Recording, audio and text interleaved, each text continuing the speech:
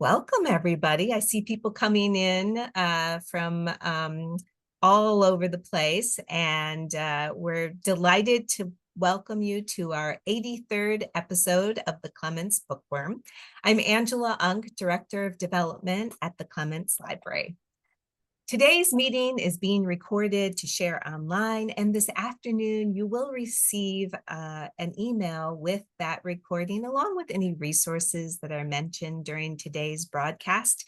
And in case you are joining us for the first time, please go ahead and chime in using the chat. Change the setting to everyone so that not just the panelists see what you're putting in there.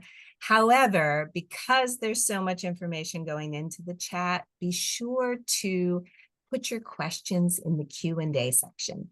You should also be able to see the questions that other audience members ask, and you can give it a thumbs up, and that will help upvote any questions that you also would like answered and put them in the order of interest for me. The live machine captions are on. Please take some time to mess around with your screen. You can toggle those on or off, change the size. You can slide the divider to make the speaker and the slides different sizes.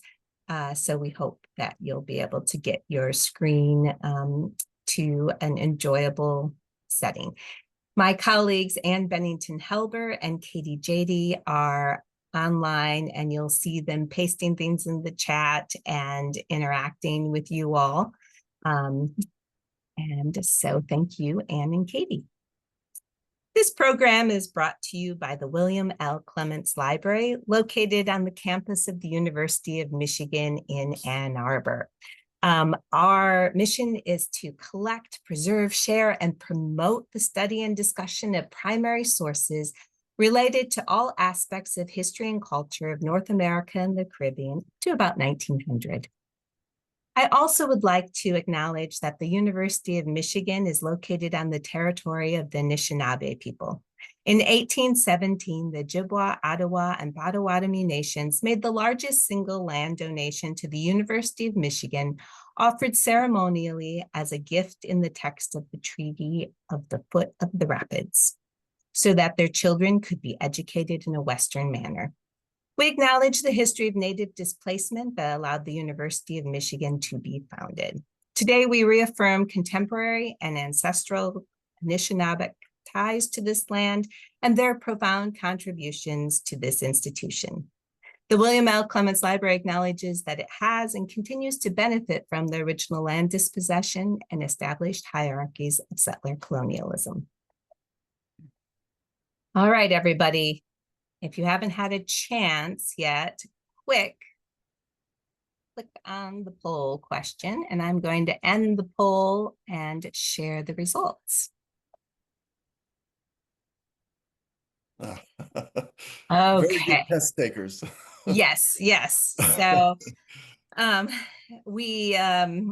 so really nobody's wrong, because yes, these things are indeed part of Gilded Age San Francisco, and Gary will be touching on all of them in today's program. So thank you so much for taking that poll. Today's episode is generously sponsored by the Alumni Association of the University of Michigan. We really appreciate their support and being featured in their lifelong learning program. And thank you for being such good partners. And welcome to all of the U of M alumni who have joined us today. Go Blue. And now I'd like to introduce today's guest, Gary Krist. He is the best-selling author of the acclaimed narrative nonfiction books, The Mirage Factory, Empire of Sin, City of Scoundrels, and The White Cascade. He has also written 5 works of fiction, as well as pieces in the New York Times, The Washington Post, Esquire, and the Wall Street Journal. He has received many recognitions for his work, including the Stephen Crane Award, the Sue Kaufman Prize from the American Academy of Arts and Letters, a Public Scholar Fellowship from the National Endowment for the Humanities, and a Lowell Thomas Gold Medal for travel journalism. Gary joins us today to discuss his latest book, Trespassers at the Golden Gate, a true account of love, murder, and madness in Gilded Age San Francisco, which draws in part on his research with the Crittenden family papers at the Clements Library. So welcome, Gary. Well, thank you. Thank you, Angela. I'm very happy to be here, and thank you for that introduction. And thanks really to everyone at the Clements Library for inviting me today, but also for all of the help I received when I was at the library in the autumn of 2021 when I was doing the research for Trespassers at the Golden Gate. It really is no exaggeration to say that I simply could not have written this book without the collections at the Clements. So I am truly grateful. And that should be obvious from the presentation that I am about to set up. I hope. This is always a somewhat fraught moment in Zoom seminars, but I think I've got it under control. Yes, there we go. Okay, so as I said, the Clements Library collections were really mission critical for this book project. As a matter of fact, when I first wrote to Therese Murphy, who was then head of reader services at the library, in order to introduce myself and schedule a visit, she wrote back saying something like, "We were wondering when you were going to contact us." And I was a little confused at first until she told me that a few weeks earlier, she had read something about my project in a newsletter from the National Endowment for the Humanities. As Angela indicated, I was lucky enough to receive a public scholar grant from the NEH to support my research on the book. And when Therese saw the project description in the endowment's press release, she knew immediately that there was one Clements collection in particular that I would absolutely have to use. So she had just been waiting for my email. And that collection, of course, is the Crittenden family papers. Since one major focus of the book was going to be the 1870 murder of a certain Alexander Parker Crittenden, who was a Kentucky-born lawyer and politician who came to San Francisco early in the gold rush era in 1849. She knew that the Crittenden papers would be crucial to my project. The collection, which was fortunately assembled and preserved by one of the Crittenden's daughters, Anne or Nanny Crittenden Van Wyck, consists of hundreds and hundreds of letters to and from the various members of the Crittenden family. Together, those letters, along with some other documents in the collection, like Crittenden's will and a selection of family photographs, amount to an amazingly deep and comprehensive record of one family's life in early California. So it was perfect fodder for a narrative historian like me. Now, I should probably give you a little background about this book in particular and about the kind of narrative nonfiction books I write. Over the past 10 or 15 years, I've been writing a series of what I call city narratives. Now, these are books where I try to tell the larger story of a particular American city, usually during a key transition period when the city goes from being a bit of a backwater to becoming a place of some real significance. And I try to depict that transition through the interwoven personal stories of a limited number of individuals. Sometimes they're famous, sometimes they're semi-famous, sometimes they're not famous at all. The first one I did was about Chicago. That was City of Scoundrels in 2012. That's the one on the left. Then I wrote one about New Orleans, Empire of Sin, in 2014. That's in the middle. And most recently on the right, The Mirage Factory about Los Angeles, which came out in 2018. And I'm trying to do more or less the same thing with San Francisco in this book, Trespassers at the Golden Gate. Basically working on two levels. I'm foregrounding a personal story against the backdrop of a changing city and changing circumstances. So Trespassers is, on one level, kind of a classic true crime narrative about one of the most sensational murders in San Francisco history. In November of 1870, a young, beautiful, but already somewhat notorious woman named Laura Fair, they mangle her name a little bit in this very early newspaper report, she fatally shoots her adulterous lover of 7 years, Alexander Parker Crittenden, while traveling on a crowded ferry going from Oakland to San Francisco, and she does it right in front of the victim's wife and children. So the murder was about as brazen and scandalous as it could be, and the victim was a prominent San Francisco lawyer and California politician. So the resulting trial was bound to attract feverish attention, at least locally and regionally. But there were a couple of aspects to the case that made it blow up into a true nationwide sensation, creating the kind of media circus that ultimately brought many prominent national figures into it, like Elizabeth Cady Stanton, Susan B. Anthony, Horace Greeley, and even Mark Twain. For one thing, it was one of the first trials in U.S. legal history to hinge on a temporary insanity defense. This was a relatively new and vastly controversial issue at this time, and something that Twain in particular had an awful lot to say about.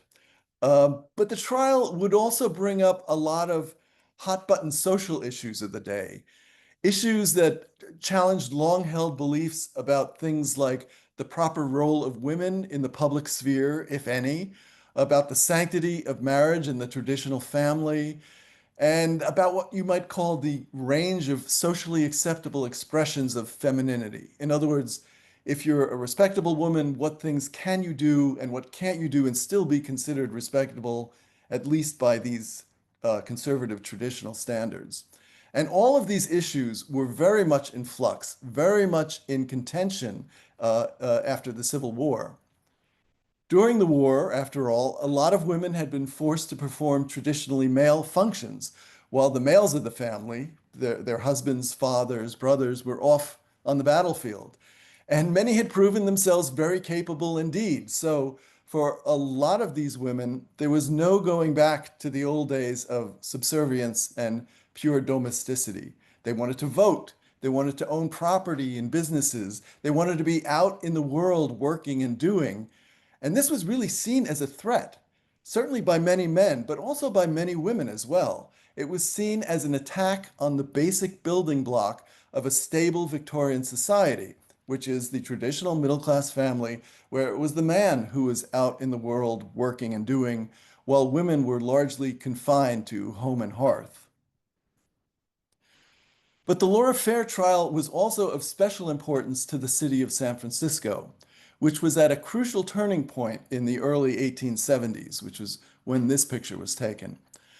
The city was still trying to shed its gold rush era reputation as a raucous, untamed, and socially chaotic frontier town. The Transcontinental Railroad had just come to town the year before in 1869, and that had brought the city much closer to the mainstream of American life and its norms of behavior. So many city elites, the wealthy merchants, bankers, politicians, were actively trying to reassure the country and promote San Francisco as a safe place to do business, a mature, law-abiding place worthy of capital investment. So they felt it was necessary to make an example of Laura Fair. To their minds, only a guilty verdict and a death sentence would send the right message to the general world, but particularly to the Eastern capitalists whose investments the city needed to continue its meteoric rise. They needed to get the message out that the lawless days of the old Wild West were long gone in San Francisco, and the kind of violence and moral depravity exemplified, in their minds at least, by the whole Laura Fair saga would not be tolerated any longer. So you can see there was a lot riding on this one case. And for me, laying out the whole 25-year backstory of Crittenden and Fair leading up to the crime and the trial really let me get at a wide swath of early San Francisco history, from the time when it was a sleepy little town of several hundred people just before the gold rush, to when it blossomed as a full-fledged major metropolis in the Gilded Age. Now, before I go any further and talk about how I use the Clements Library collections in my research, I'd like to lay out a little bit of that backstory as it's told in the book. As I said, Trespassers, like my other city narratives, is a book about the larger history of a city, in this case, San Francisco, as seen through the prism of the lives of a few key individuals. And here, the main individuals in question are two pretty troubled people who arrive in Gold Rush era San Francisco looking for a better second act in lives where Act One had not really gone that well. The first is our unlucky future murder victim, Alexander Parker Crittenden, or AP as he was usually called. And this, I should mention, is one of the family photographs from the Crittenden family papers at Clements. AP was born in 1816 into a fairly prominent Kentucky political family. His uncle, in fact, was John Jordan Crittenden, a longtime U.S. Senator and Congressman from Kentucky, Attorney General under two different presidents, and he was even talked about as a possible presidential candidate himself.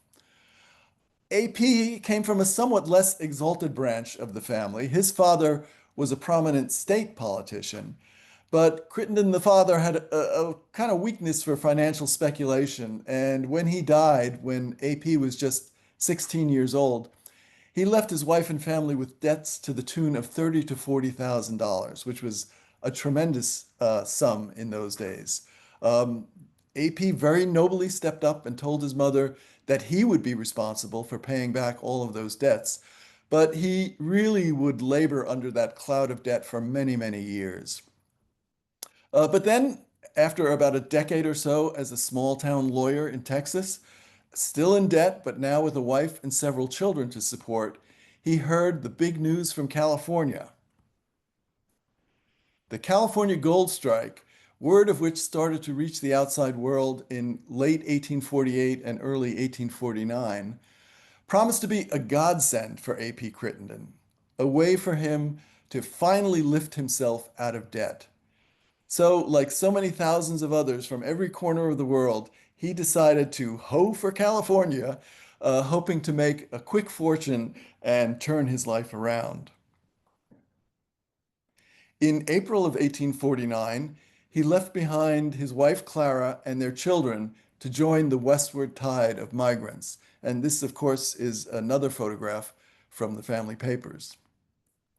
Now, the Crittendens' marriage had been troubled for some time, mostly over money issues and AP's inability to provide a comfortable life for his family. But AP was hoping that with the easy money to be made in gold-rich San Francisco, he'd rectify all of that very quickly. So he promised Clara that once he'd established himself in the new territory, he'd bring the family west to a life of comfort in California. So that's Clara, the second from the right, along with her four oldest children. From left to right, that's James, Nanny, Churchill, and Laura.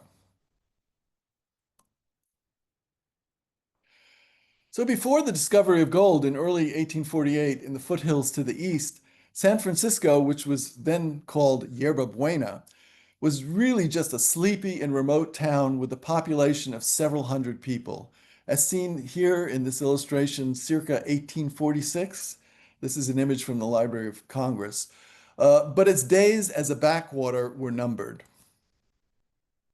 Starting in earnest in 1849, the rush of gold seekers to California was momentous and chaotic as people found their way west by whatever means possible. As you can see in this satiric lithograph published at the time, also from the Library of Congress, as you can see, it has some people going west on a dirigible and even a 19th century version of a rocket ship. Among other early arrivals in town was a young William Tecumseh Sherman, later of Civil War fame, who first came to California as a soldier during the Mexican War, which directly preceded the discovery of gold. In fact, as Assistant Adjutant General to California's military governor in 1848, Sherman was present in the governor's office when the first specimens of gold from Sutter's Mill were brought in for official inspection. He was actually the person who tasted the metal and flattened the specimens with a hatchet to positively identify them as gold. Sherman would leave California after the end of the Mexican War in 1848, but he returned a few years later as a banker and was absolutely amazed at how much San Francisco had grown in that short amount of time. Another early arrival was William Chapman Ralston, eventual founder of the Bank of California. He came west in 1854 as a 28-year-old agent for one of Cornelius Vanderbilt's steamship lines.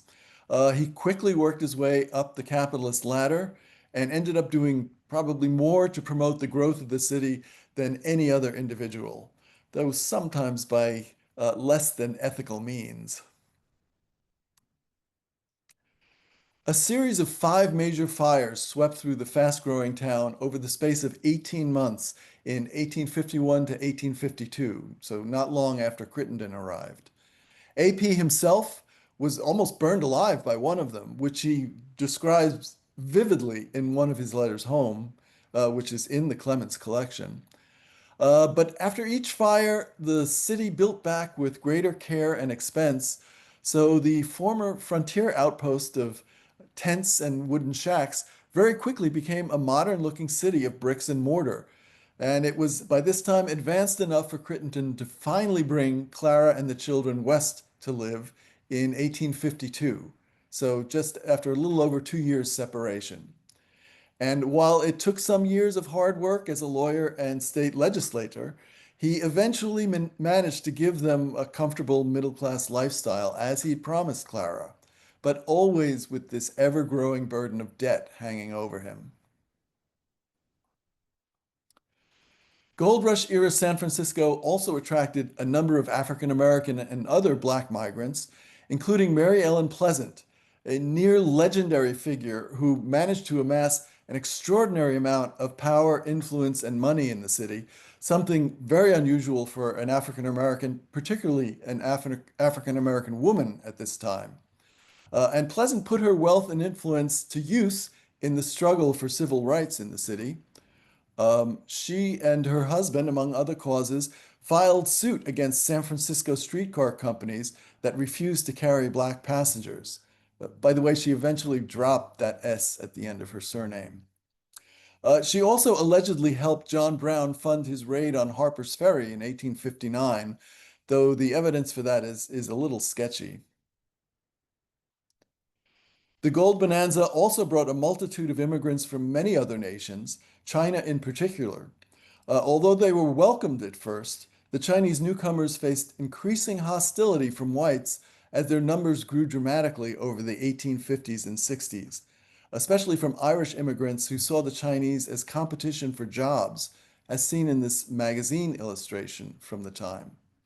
In fact, one of the main themes of the book is how the atmosphere in San Francisco became increasingly intolerant of non-white residents, of persons of non-conforming gender or sexuality, and of women like Laura Fair who did not exemplify these traditional ideas about the proper role of women, as the city grew from this kind of open, socially fluid frontier town into a much more tight-laced, large Victorian metropolis. And now we come to our second main character. Laura Fair was another dyed-in-the-wool Southerner who came to California fleeing a rough first act, born Laura Hunt in 1837, so around 21 years younger than A.P. Crittenden. She was married and divorced not just once, but twice before her 20th birthday, something that was considered far beyond the pale of acceptable behavior in her New Orleans hometown. So she left for San Francisco sometime around 1856, hoping to start over. But despite the many opportunities in the new and gold-rich city, she really had a hard time keeping herself afloat at first, mainly because she arrived just at the start of a bust time in the boom and bust economic cycle that many mining towns go through. So for a third time, she married, this time to a seemingly wealthy older man named William Fair, who gave her his surname and a beautiful daughter, but he turned out to be something of an imposter. Like a lot of people who came to California at this time, he had padded his resume, so to speak, and he wasn't really as wealthy and successful as he made out. pretty soon, right around the time that the Civil War broke out in 1861. Laura and the baby had left him, and he ended up committing suicide. And some said it was because of her constant demands for money and her imperfect fidelity in the marriage. So again, she found herself encumbered with a dubious reputation. Now, this image, I should mention, is Fair's calling card. There is a copy in the Crittenden family papers, but this particular file is made from a higher quality copy in the collection of the African American Museum and Library at Oakland. Ultimately, Fair was able to lift herself out of poverty and debt by putting her notoriety to good use. Now, excuse that somewhat cheesy visual effect, but she went on the stage and within a few short weeks managed to make enough money to really turn her life around. She appeared as Lady Teazle in Sheridan's The School for Scandal, and Lady Teazle is a beautiful young wife who drives her husband to distraction with, you guessed it, her constant demands for money and imperfect fidelity in her marriage. So you can see why the scandal-loving public bought tickets to this in droves. Anyway, Fair was playing opposite Junius Brutus Booth, the brother of the man who would later assassinate Lincoln. Apparently, Booth objected to sharing a stage with a rank amateur like Mrs. Fair, especially after she started getting better reviews than he did. In 1863, with her newfound wealth, Laura was able to open up a lodging house called Tahoe House in Virginia City, Nevada, where the newly discovered silver-rich Comstock lode was creating even greater opportunities for wealth than the California gold rush had a decade earlier. And one of her first tenants was a certain A.P. Crittenden, who had come to Virginia City for an extended period to take advantage of the lucrative legal work involving mining claims. His move was also motivated by the fact that as a staunch Southerner, he refused to sign a wartime loyalty oath to the Union, something that was required by California law for anyone practicing law within the state.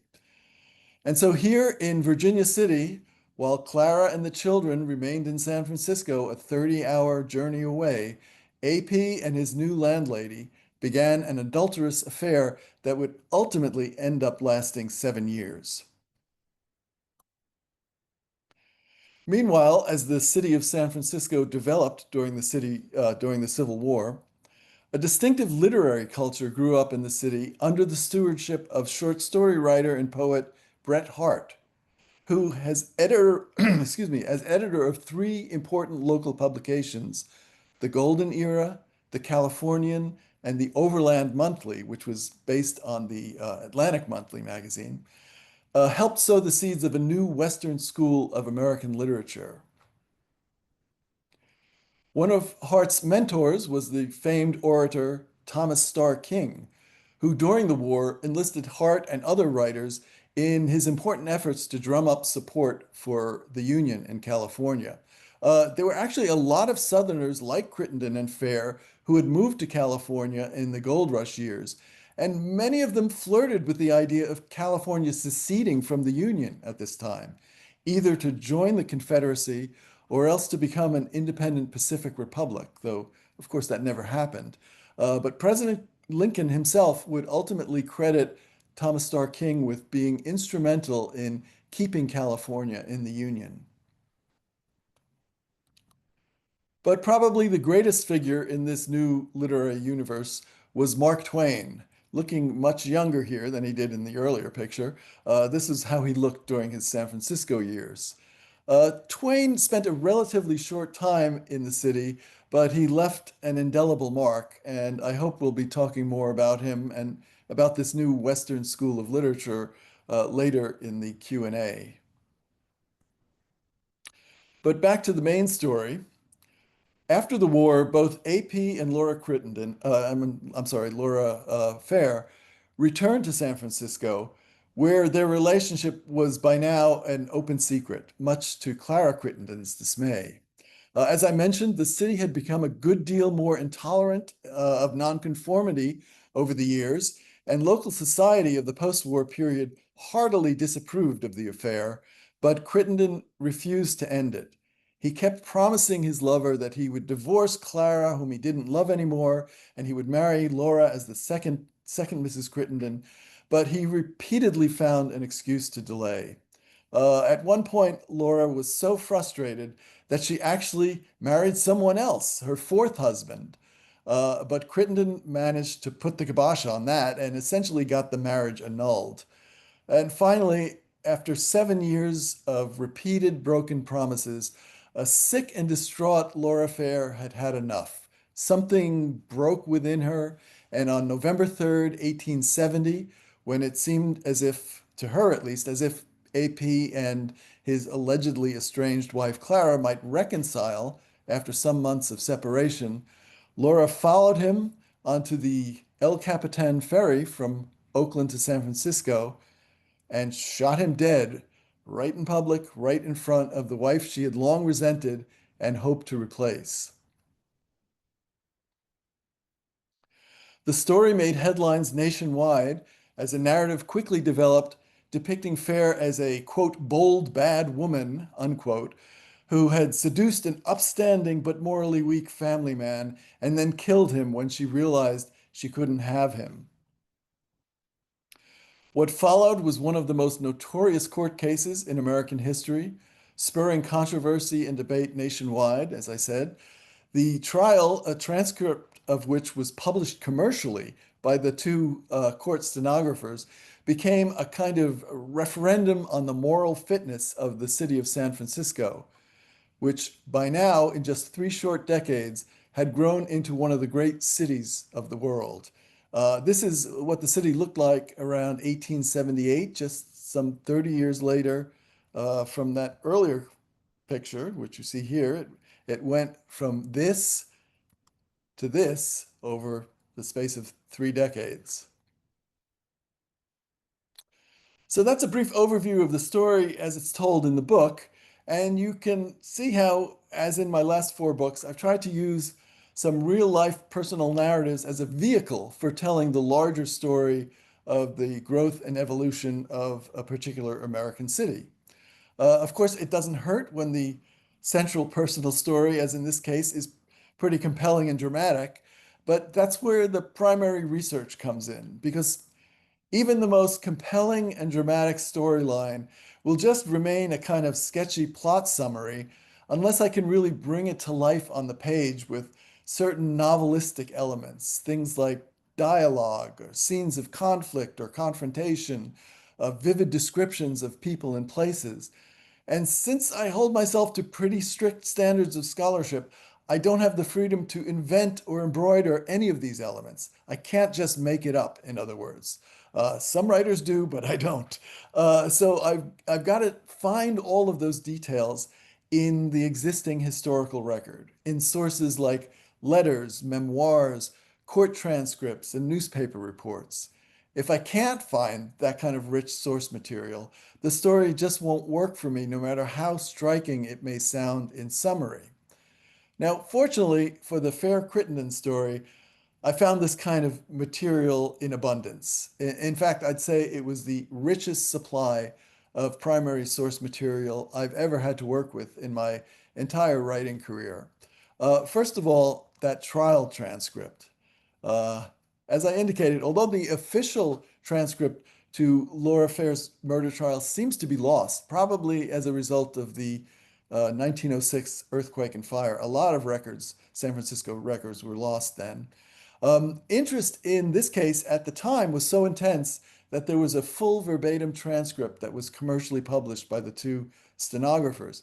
And this contained the equivalent of hundreds and hundreds of pages of juicy, detail-rich testimony. The transcript also included dozens of love letters between Fair and Crittenden, which were presented in evidence. These letters, many of which were truly embarrassing and full of wild emotional melodramatics, were also reprinted in two of the daily newspapers in San Francisco, much to the grieving widow's mortification, as you can imagine. But of course, the real mother lode was in the Clements Library's huge Crittenden family papers collection. The collection itself has kind of an interesting history behind it. It was discovered sometime around 1980 in a storage warehouse in Brooklyn, of all places. The owner of the warehouse recognized that a number of the letters in the collection, or specifically the envelopes in which the letters were sent, would be of great interest to philatelists. Some of them even had rare Pony Express postage. Not this one, but other later letters did. So the warehouse owner contacted a dealer named Richard Frajola, who auctioned off the envelopes and letters separately in 1981. Richard, I should add, is still very much with us and was really an invaluable source of information for me during my research. Anyway, as I understand it, Richard sold the envelopes to philatelists while the letters went to a longtime friend of the Clements Library, the late Dr. Thomas Kingsley, who was a member of the Board of Governors for 30 years, who in turn donated them to the library in 2006. But I've often wondered how the collection ended up unclaimed in a Brooklyn storage warehouse. So if anyone out there knows, please let me know. Anyway, thanks to the collection's hundreds and hundreds of letters to and from the Crittenden parents and the 8 Crittenden children, many of them chock full of gossipy details about the family's various misadventures, I eventually could follow my main character's movements almost on a day-by-day basis. Most interesting was comparing, say, a note from Crittenden to his wife, as found in the Clements collection, and a note from Crittenden to his mistress written at the same time as reprinted in the court transcript, and discovering just how blatantly AP was lying to both of them. As for all of those letters, I was lucky in that most of the correspondence, AP in particular, had fairly legible penmanship. This is a chatty letter from AP to Clara from 1853, when the two were briefly separated. It's a bit hard to see, but AP's handwriting is actually quite neat and readable. But then there were letters like this one. To save paper, correspondence in the 19th century would often fill a page one way and then turn it 90 degrees and fill it that way as well. This was supposed to be legible, but I found it very tough to deal with, especially when the penmanship was hard to decipher in the first place. This is one page of a letter from the Crittenden's eldest daughter, Laura, to her sister Nanny from April 11th, 1871. That was just 5 months after their father's murder, which explains that black border. They were in mourning still. In the letter, she talks about the family's, quote, past 6 months of sorrow, unquote, and how their mother is holding up during the first of the trials for murder. Anyway, it took me ages to decipher much of this letter, as you can imagine. But fortunately, somewhere along the line, some generous soul went to the trouble of transcribing a significant number of the important letters in the collection, saving me and other researchers countless hours of deciphering. I don't know the name of the person, but I owe them my eternal gratitude. This, by the way, is a transcript of a letter that AP wrote to Clara when he was on his initial overland trip to California in 1849, when he left the family in Texas and first headed west. The 7 month journey, much of which he actually had to do on foot, was an amazing adventure and probably worthy of a book in and of itself.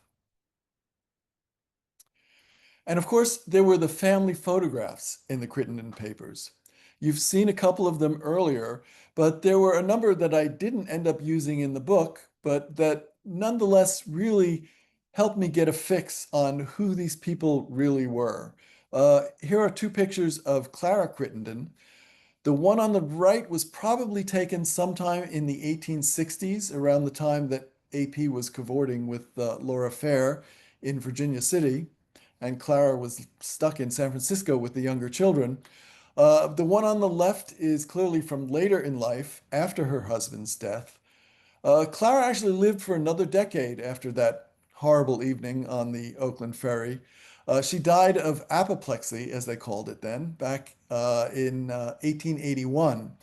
And for a time, she and her husband's murderer were actually living more or less in the same neighborhood in San Francisco. These are the two oldest daughters in the family, Nanny and Laura. Nanny is the one on the left. She's the daughter who very dutifully collected the bulk of the letters and other documents in the collection that eventually came down to us.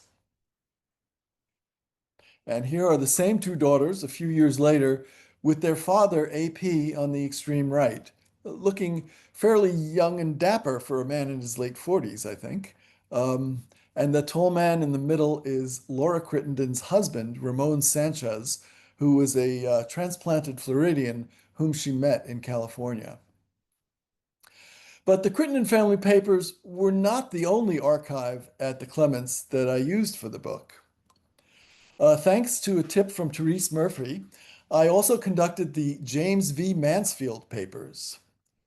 Now, Mansfield was, of all things, a New York-based spiritualist and medium who lived and worked in San Francisco in the period from 1862 to 1864. As you can see from this handbill offering his services, he led seances and somehow delivered letters to deceased persons from their loved ones, as long as they had the proper postage, of course. Despite being something of a charlatan, he proved to be really a very astute observer of life in San Francisco during the Civil War. The Clements has, among many other things, some letter books of his containing handwritten copies of correspondence he wrote back to his wife in New York when he was in San Francisco for that 2 year period. Particularly helpful to me were his reports on that firebrand orator I mentioned, Thomas Starr King, whom Mansfield admired so much that he admitted in a letter to his wife, quote, "I am so fond of King, I don't know but I would marry him, were he a lady," unquote. And then there was the Parcell Journal, which was full of eyewitness reports about San Francisco in the year 1876, which is more or less where my book ends. So there was a lot of good material here for my epilogue. And finally, there was the James V. Medler Crime Collection, which yielded up this 1871 letter from a visiting out-of-town journalist. His letter home helped me see that the general feeling toward Laura Fair during her trial was not quite as unanimously negative as the establishment newspapers would have its readers believe. It's always useful for a researcher to remember that newspapers have their own agendas and are often not to be taken at their word, then as now. Of course, all sources in the historical record have to be evaluated for reliability. People lie or misrepresent or misremember things all the time in memoirs, in court testimony, even eyewitness police reports, and virtually any other human-generated evidence that a historian might use in trying to reconstruct the past. And of course, many, many traditionally marginalized people are not even represented in the historical record at all. So all of us, historians, authors, and readers alike, have to evaluate just how much and what parts of the historical record we believe in the context of all the other evidence we may have. So that was how I spent my time at the Clements Library back in the fall of 2021. Because of the lingering pandemic, library access was still being limited, and I only had 2 weeks to go through mountains and mountains of material, photographing whatever I didn't have time to read on site. So I'd arrive at the library the moment it opened at 9 a.m., work straight through lunch, and finish only when they kicked me out at 4:30 p.m. In fact, I ended up losing about 5 pounds during that 2 week period because I was essentially engaging in involuntary intermittent fasting. But I did try to make up for lost time after hours by visiting this Ann Arbor institution, which some of you may recognize. Zingerman's Deli was as good as its reputation, and there was no better reward for a hard day's work in the archives than one of their special sandwiches. I can highly recommend this one, which is number 18, the Georgia Reuben. But that's about it for my formal presentation. Right now, I think Angela has some announcements to make, and then I'd be happy to answer any questions you may have afterwards. But thank you. Amazing, Gary. Thank you. Yeah. Yes, so put your questions in the Q&A section, and we'll get to these in just one moment. And I'll make a couple of announcements. Today is the last day to see the Clements exhibit, Bloody Work, Lexington and Concord, 1775. It will be open at the Clements Library from noon to 4. The online exhibition will continue to be available, and I do encourage you, whether you've seen it in person or not, to go listen to the audio transcripts of the letters, because they're really brought to life beautifully by U of M students. Gary and I were talking a little bit as we were getting ready for this program about voice acting. And for this exhibit, we did have one of our interns and 2 school music, theater, and dance students in a voice acting class read those letters to bring them to life. So check that out. And homecoming is coming up here on campus. So if you happen to be visiting, or if you happen to be local and would like a tour, we'll be hosting one on Friday, October 3rd from 3 to 4 p.m. And that is also the day that our next exhibit will launch, for all ages. It is a wonderful exhibit highlighting familiar and unique toys and board games throughout American history.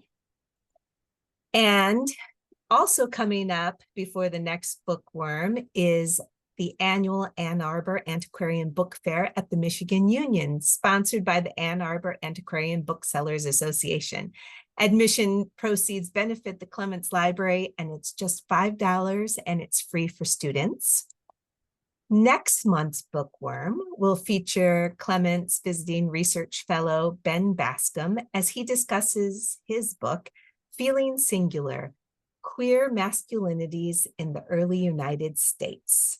So just so you know, once you sign up for the Bookworm, you're registered for the future episodes automatically. So you'll receive a reminder email with the information for logging on again. And you can choose whether or not to watch the program live, as you did today, or you will receive an email later in the day with the recording. So you can watch it that way as well. And feel free to pass those recordings on to friends who you think might enjoy them.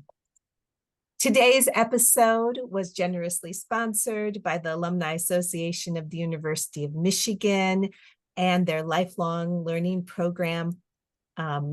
So we really appreciate your support, and are happy to provide some great content for alumni all over the world. Your gifts are important to us. So if you're interested in making a gift or in sponsoring a Bookworm episode, please feel free to reach out. We're always happy to hear from you.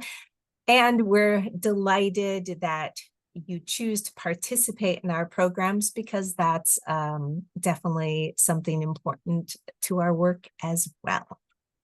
All right, so that is all of the announcements for this month. And it looks like we've got some good questions coming in. All right. All right, Deborah Schwartz is saying hello, and I'll send you the rest of that later. From a long time ago. That's from a long time ago. Oh, so Tom is asking an interesting question. Was the rapid growth of San Francisco constrained by its limited space on its peninsula? I would say not really, because it quickly grew south. It couldn't grow north, east, or west. It quickly grew south, but then the whole Bay Area started growing. So although geography did put a certain restraint on the growth, man, that kind of thing is going to happen no matter what. So I think that basically they got very creative. There was a very active ferry program between, for instance, Oakland and San Francisco and all places on the Eastern Bay. Um, so they didn't let it hamper them too much. But it is interesting that you have this major city on a relatively narrow peninsula. Um, but it was, I mean, it has the best harbor you can imagine. So it was the sensible place for a city to grow up because it was the entrepot for everybody heading to the mountains to get rich. Of course, not many of them actually did, or some of them did and then wasted away their money. But so it was a natural place for ships to come in and offload equipment that would then be sent to the gold fields. Um, so I would say the answer is that they managed to overcome that problem. Excellent. Okay, so the next three questions all potentially involve spoilers about, from your book, but maybe you can think about how you want to explain or whatever. So there's three of them. One is what happened to Laura Fair, what was the verdict and the sentence, and what was the outcome of the trial, and was the Uh, trial a major part of your book, or was it more about AP's life?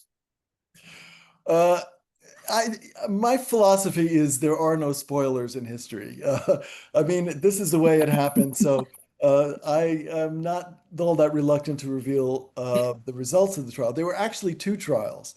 The first trial went on for 4 weeks, and at the end of it, the jury found her guilty of murder in the first degree, and the judge sentenced her to be hanged. Um, this caused, much rejoicing among the establishment figures who were trying to send that message. But I think a lot of other people were like, well, she should be punished, but we don't think that she should, hang for this. Um, Fortunately, her lawyers appealed to the state Supreme Court, who eventually overturned the results of the first trial on a couple of technicalities.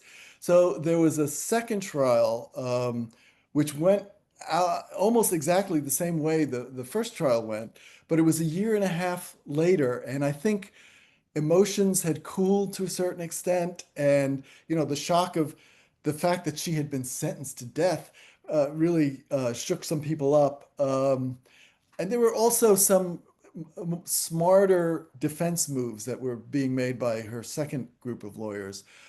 So that jury came back with a verdict of not guilty, and she was just released. So, she was not guilty by reason of temporary insanity, but she didn't have to be institutionalized or anything like that.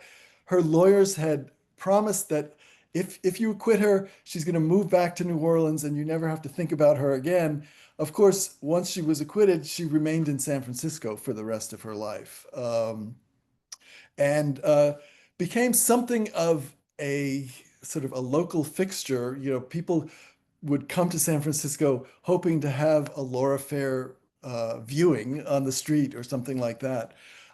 She had a certain amount of money at this point, and so she would throw parties and things like that. And but then in about 1876, when the Bank of California almost went out of business. Actually, it did go out of business. It took her fortune with her. So she suddenly was not living so high anymore, and she did survive until 1919. She died as a very old woman, but the last few decades of her life, she was living pretty much in poverty. And every few years or so, there would be a newspaper report, oh, what is Laura Fair doing now? And they would all remark about how much older she looks and how she finally received her comeuppance because she's living in poverty. But she managed to outlive all of her all of her opponents, all of those prosecutors and the newspaper owners who were working against her. Yeah, so I just want to say though that the parts of the book that discuss the trial are some of the most riveting. Even knowing what's going to happen, you're kind of like, oh, oh, oh. Uh, And as you mentioned, with the people not wanting her, not sure that putting her to death is a good idea, then being fully acquitted, they're like, wait right, a there's second, yeah, really. Uh, smart don't direction. uh, the worst thing is getting what you wish for, because then they were saying, wait, she's not going to be punished at all. She shot a guy in cold blood. Um, but yeah, it's history. I mean, history is just so full of stories. So I feel like I'll never be out of business because there are always stories like this that are just amazing, and they're largely forgotten. Right, right, And you know, got to bring them exactly. up. So so Bruce has a good question related to all of this. San Francisco, despite its pretensions in the 1870s, was still a pretty wild and unconstrained place. There were a number of infamous murders, including a newspaper owner and a prominent doctor. The Barbary Coast was still in full swing, with prostitution as a major draw. Was it the gender of the murderer in this story that galvanized political attention? I think it was, and I think it was the fact that Crittenden himself was this prominent figure, um, and I think it really served the purposes that these I call them community elites were trying to get across. Uh, Here is this relationship that in the early years of San Francisco, in the gold rush years, would be kind of like smiled at and snickered over and stuff like that. But after the war, they were like, we have to be taken seriously as a city, so we're going to enforce these Victorian social hierarchies. And so there was a lot more disapproval of the relationship than there would have been just like 10, 20 years earlier. So I think it really, they were trying to send this message about San Francisco. Whether the message was actually true or not is a question. It was maybe not as wild as it was in the 1850s, but as your questioner points out, it was still pretty wild. um, they were, it's a bit of propaganda to say that, we're a proper Victorian city now that follows the social conventions. There was still, and to this day, I mean, San Francisco has never been able to shake its reputation as, kind of a wide open, unconventional town. And, God love it. God love it for that. It really is a remarkable city, and I just love spending so much time there. Um, it's uh, it's interesting in the book how Crittenden uses this to his advantage to lie to his wife all the time. Yeah, yeah.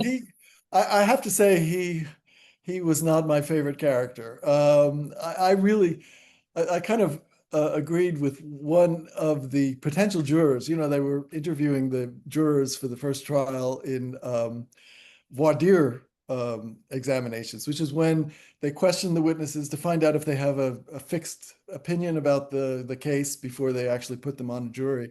And one potential juror said, well, I think that anybody who acted the way that guy acted deserved to be shot. So, of course, he was quickly excused from service on the jury. But I kind of agree with him. He it is my opinion that he never intended to divorce Clara and marry Laura. That he liked the idea of having this family life on the one hand and this, passionate love life on the other. And so he was doing whatever he could to make sure that he kept both of those things up. So it really is enlightening to see what he was saying to Laura in their love letters and what he was saying to Clara. Um, for instance, when right before the shooting, Clara had gone east to relatives in Virginia, where she was from originally.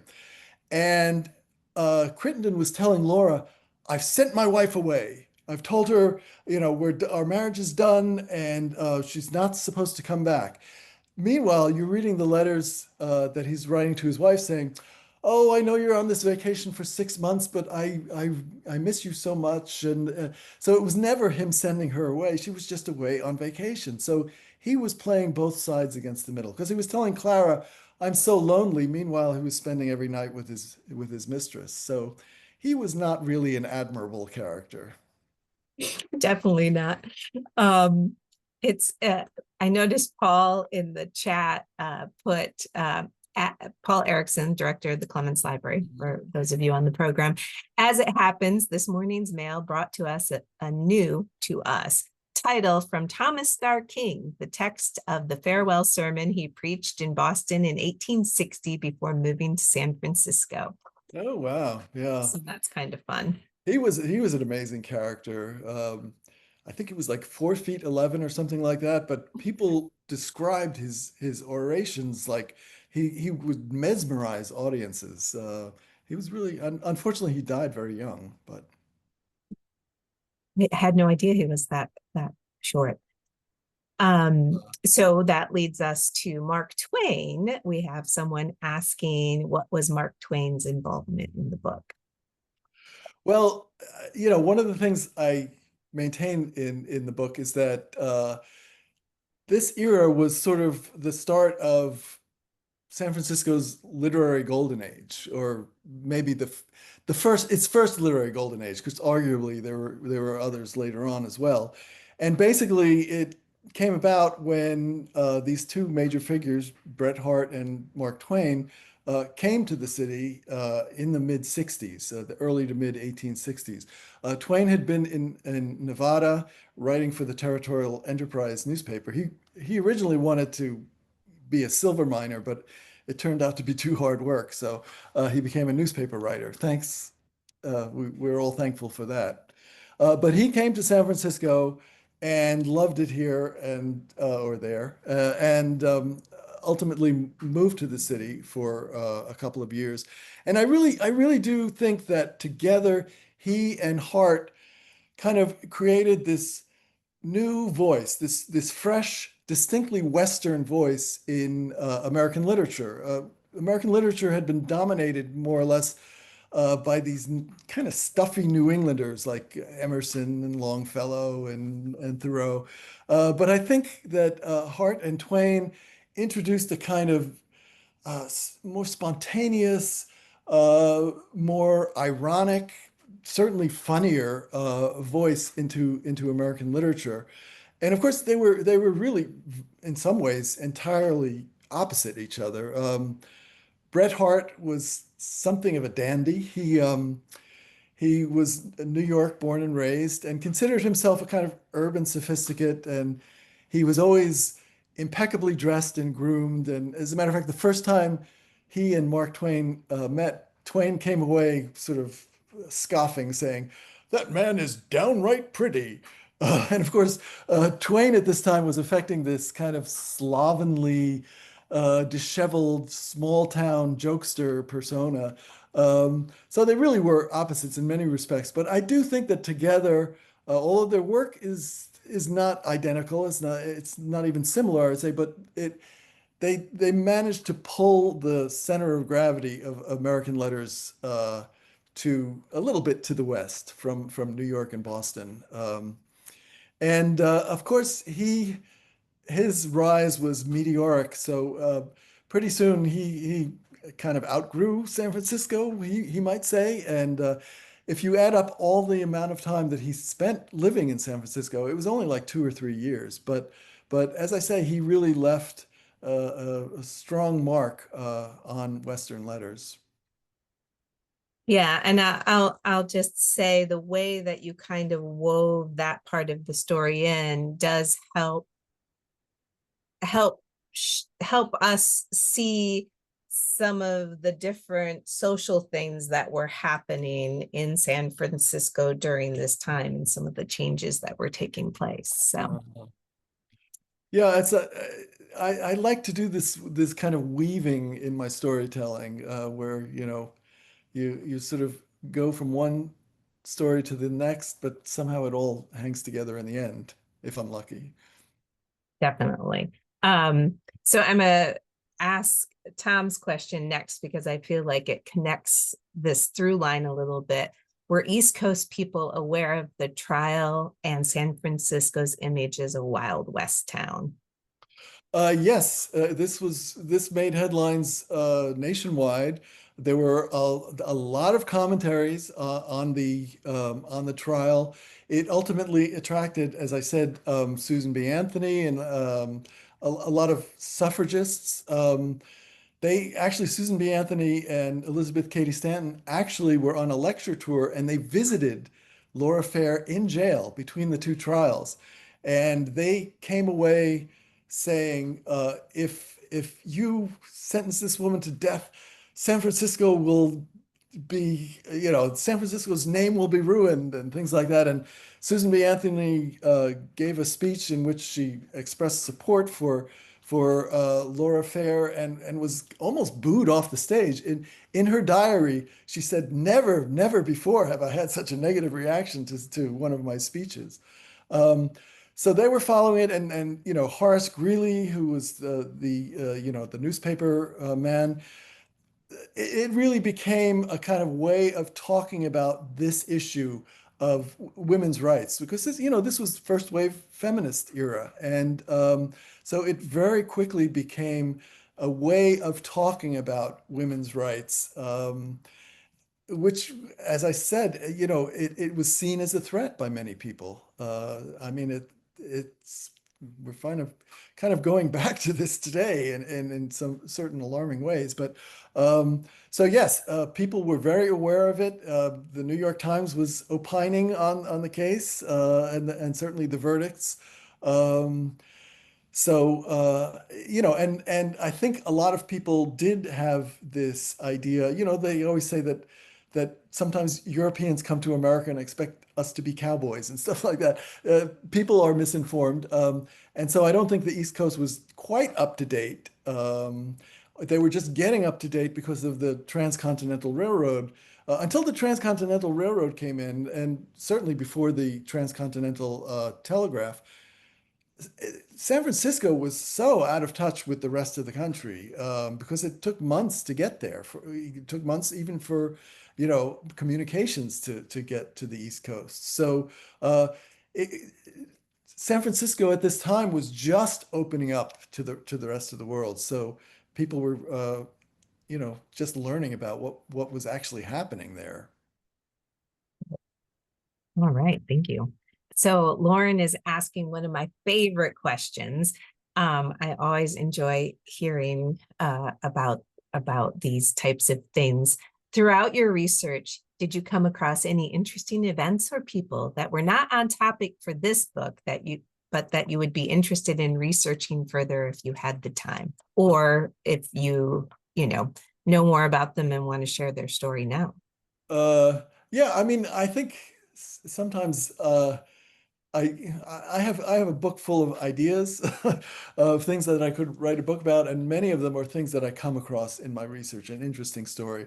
There was another trial a little bit later in San Francisco, which I actually considered maybe basing this book on, which is another sort of controversial trial that involves a lot of famous people.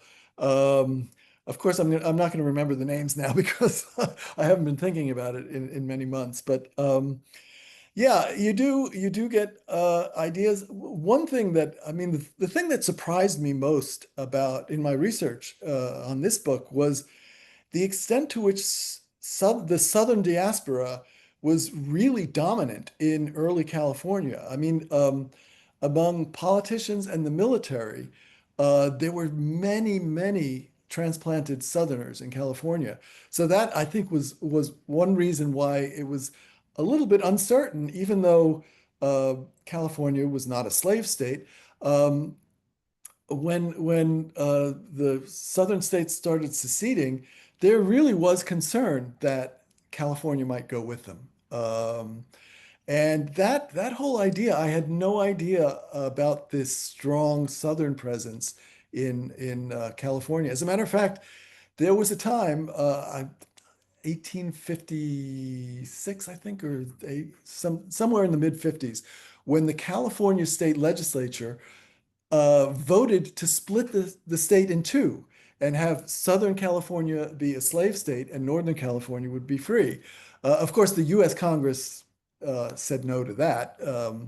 But it was astonishing to me that there was this extent of a Southern influence on California. Because, I mean, we're kind of used to thinking of California as not a Southern state at all. But anyway. Yeah, that's really interesting. So are you working on another project yet?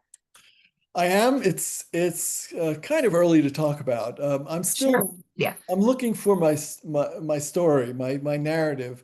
But for years people I live just outside of New York City. I can see Lower Manhattan outside my windows, and people say, you've written about New Orleans, you've written about LA, you've written about San Francisco. Why don't you write about New York? And well, I think I'm finally going to do it. Ah, interesting.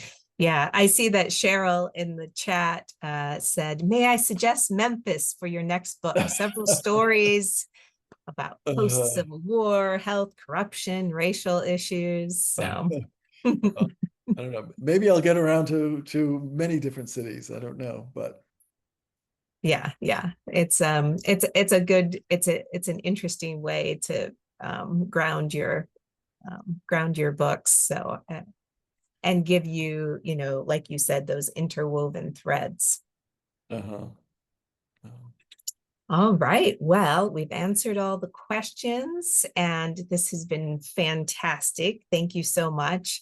Um, and thank you to the Alumni Association for your continued sponsorship and for promoting these wonderful programs. And yeah, everybody have a fantastic weekend. Well, thank you very much for having me. This was great fun. So All right. Bye, everybody. I